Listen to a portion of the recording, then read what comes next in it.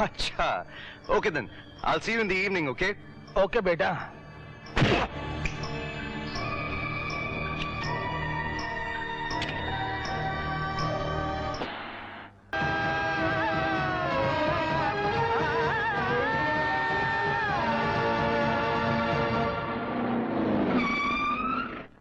क्या?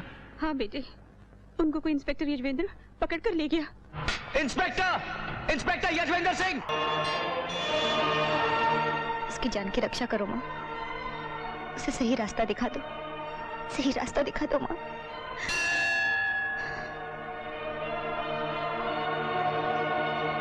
कैसे लगे हथियार? शाका तुम! तो ये तुम फौजियों की चाल थी। अच्छा हुआ शाका नहीं आया। क्यों नहीं आया वो?